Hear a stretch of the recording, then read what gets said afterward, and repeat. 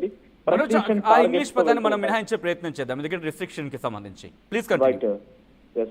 Shahid drones. So Shahed drones అనేటువంటి ఉంటాయి. So Shahed drones అనేది అంటేనే సెల్ఫ్ కిల్లింగ్ ఉంటుంటుంది.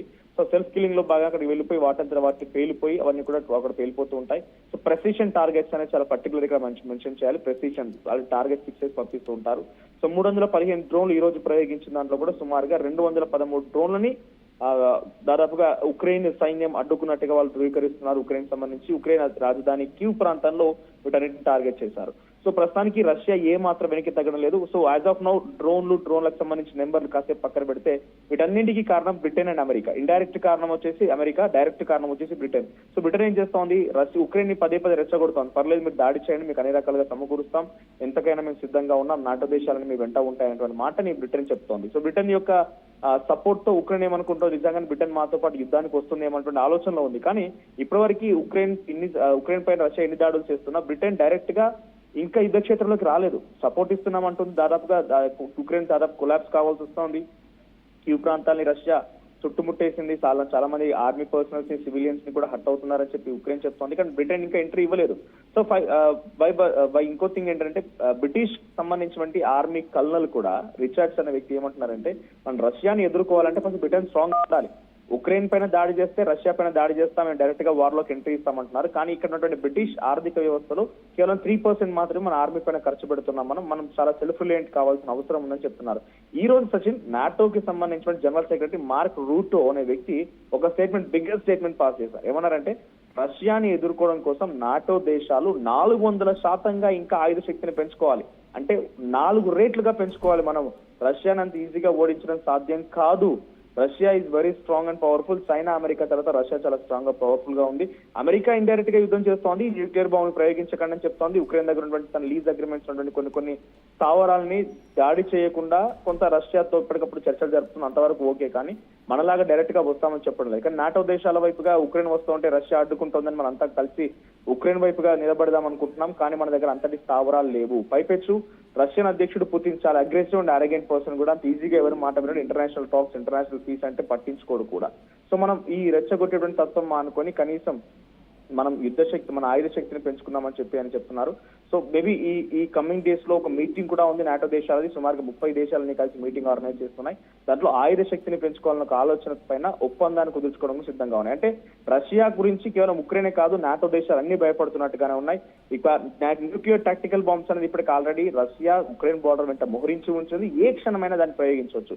సో బ్రిటన్ కనుక డైరెక్ట్ గా యుద్ధ క్షేత్రంలో దిగిపోయి రష్యా పైన చిన్నగా ఏదైనా ఒక చర్యకు పాల్పడ్డా కూడా రష్యా ఏ మాత్రం సహించదు. ఏ మాత్రం కూడా ఒక అడుగు వెనక్కి వేయకుండా బ్రిటన్ పైన ఎట్టి పరిస్థితుల్లో కూడా అంత అగ్రెసివ్ గా దాడి చేసే అవకాశం ఉంది. ఇన్ఫాక్ట్ బ్రిటన్ ఒకటే కాదు, అమెరికా లాంటి దేశం కూడా కొన్ని సందర్భాలు రష్యాను హెచ్చరిస్తోంది. అమెరికా లాంటి దేశం పైన కూడా ఎటువంటి యాక్షన్ కైనా సిద్ధంగా ఉంది రష్యా అని మాత్రం చాలా క్లియర్ గా అర్థమవుతుంది. రైట్ మనోజ్, కొద్దిసేపటి క్రితం ఇటు యుక్రెయిన్ కూడా రియాక్ట్ అయింది. యుక్రెయిన్ ఏమంటోందంటే కనుక రష్యన్ మిసైల్స్ కి సంబంధించి Shahed strikes are louder than the efforts of the United States అంటూ కూడా చెప్పుకొచ్చింది. And other in the world to force Russia to peace. Latest visuals మీరు చూస్తున్నారు దాడులకు సంబంధించి. This is the disturbing content, viewer discretion is advised. ఈ కథను మిమ్మల్ని కాస్త కలవరపరచొచ్చు. దీనికి సంబంధించి తగిన జాగ్రత్తలు తీసుకోవాలని ఆర్టీవీ సూచించడం జరుగుతోంది. విజువల్స్ మీరు చూస్తున్నారు. యుక్రెయిన్ కి సంబంధించి కీవ్లోని 10 జిల్లాలపై 1 కాదు 2 కాదు 10 జిల్లాలపై రష్యా దాడులకు దిగింది. ఆ విజువల్స్ చూడండి. పూర్తిగా అగ్నికి ఆహుతైపోతున్న ప్రాంతాలు బాంబులతో, మిసైళ్లతో, దాంతో పాటు డ్రోన్లతో రష్యా యుక్రెయిన్ మీద ఏ స్థాయిలో ఎటువంటి తీవ్రమైన దాడులకు దిగిందో చూడొచ్చు. విజువల్స్ బట్టి మనకు అర్థమవుతుంది. ఈ నేపథ్యంలోని ఇప్పుడు యుక్రెయిన్ వణికిపోతోంది. అమెరికాను బేరమాడుతోంది. అమెరికాతో బేరాలకు దిగుతోంది. ఇటు బ్రిటన్తోని బేరాలకు దిగుతోంది. అమెరికా మీద ఒక అడుగు ముందుకేసి ఇంకో మాట అంటోంది. ఏమంటోంది? Russian missiles and Shahed strikes are louder than the efforts of the United States. ఇక్కడ అమెరికాను కెలుకుతోంది. అమెరికా ఏమంటోంది? రష్యా మిసైల్స్ కావచ్చు, షాహీ స్ట్రైక్స్ కావచ్చు, ఇవి మరింత బిగ్గరగా ఉన్నాయి. ఇలా యునైటెడ్ స్టేట్స్ కి సంబంధించి ఎఫర్ట్స్ కన్నా చాలా గట్టిగా వినిపిస్తున్నాయి.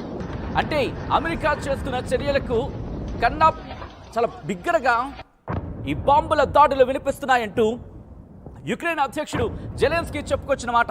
ఇది నా మాట కాదు. ఇంకా ఏమంటాడంటే for the past few nights instead of a cease fire there have been massive strikes with the Shahids, cruise missiles and ballistic missiles. Today was one of the largest strike on Kiev. Odessa, Dnipro and Chernihiv regions were also targeted. ఇక్కడ చెప్పడం జరుగుతుంది ఈరోజు ఒడెసా, నీప్రో అలాగే Chernihiv ఈ ప్రాంతాలను కూడా Russia target చేసింది అంటూ కూడా కొద్దిసేపటి క్రితం రష్యా అధ్యక్షుడు పుతిన్ ని టార్గెట్ చేస్తూ యుక్రెయిన్ అధ్యక్షుడు జెలెన్స్కీ ప్రయోగించిన వాగ్బాణాలు ఇవి. ఇంకా ఏమంటాడంటే రష్యా 315 డ్రోన్లను ఉపయోగించింది, 250కి పైగా షాహిద్ అంటే ఇక్కడ షాహిద్ స్ట్రైక్స్ కి సంబంధించి వాటిని ఉపయోగించింది. అలాగే 7 మిసైల్స్ ని, 2 బెలిస్టిక్ మిసైల్స్ ని, ఇవన్నీ కూడా నార్త్ కొరియాలో ప్రొడక్ట్ అయినవి, నార్త్ కొరియా ప్రొడక్షన్ కి సంబంధించిన వాటిని మా మీదకి ప్రయోగించింది అంటూ యుక్రెయిన్ చెప్పుకొచ్చింది. సో ఇక్కడ దాడులు తీవ్రతరం అవుతున్నాయని చెప్పి స్వయానా యుక్రెయిన్ ఒప్పుకోవడం ఇప్పుడు ఈ అంశానికి సంబంధించి మరింత బలాన్ని చేకూరుస్తోంది. దాంతోపాటు ఇంకా ఏముంటుందంటే కనుక ordinary houses and urban infrastructure damaged and even a maternity hospital, ఒడిశాలోని ఒక మెటర్నిటీ హాస్పిటల్ డ్యామేజ్ అయింది. సాధారణ పౌరుల నివాస గృహాలు ధ్వంసమవుతున్నాయి. పట్టణ ఇన్ఫ్రాస్ట్రక్చర్ అంటే బిల్డింగ్లు కావచ్చు, లేకపోతే బ్రిడ్జ్లు కావచ్చు, లేకపోతే ఫ్లైఓవర్లు కావచ్చు, మౌలిక సదుపాయాలు అంటూ ఉంటాయి కదా, మౌలిక సదుపాయాలు దెబ్బతిన్నాయి. దాంతోపాటు నివాస గృహాలు దెబ్బతింటున్నాయి. దాంతోపాటు మెటర్నిటీ హాస్పిటల్ అది కూడా ఒడిశాలో ఉన్న మెటర్నిటీ హాస్పిటల్ కూడా దెబ్బతింది. దీంతోపాటు 13 మందికి తీవ్ర గాయాలయ్యాయి. అన్ఫార్చునేట్లీ అంటే ఇక్కడ తీవ్ర గాయాలకు సంబంధించి కూడా చెప్పడం జరుగుతోంది. ఈ నేపథ్యంలో ఇంకా ఏమంటాడంటే రష్యాకు సంబంధించి రష్యన్ స్ట్రైక్స్ కి సంబంధించి మాట్లాడుతున్నాడు. ఇటు ప్రపంచం నిశ్శబ్దంగా ఉండడం కరెక్ట్ కాదు, కాంక్రీట్ యాక్షన్లోకి దిగండి, యాక్షన్కి దిగాల్సిన అవసరం ఉంది, which has the power to force Russia to peace, action by America అంటూ కూడా. ఓకే, ఆ విజువల్స్ మీరు చూడొచ్చు.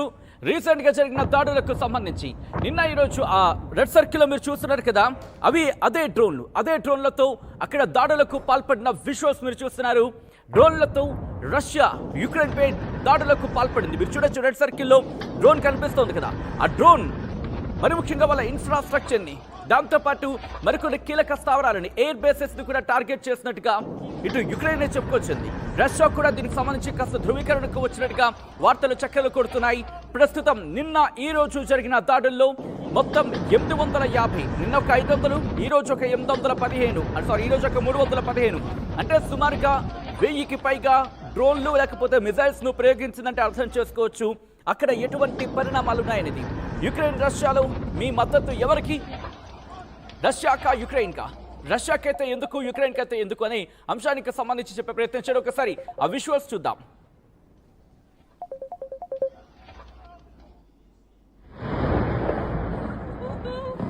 Бомбу же у него там на самолете.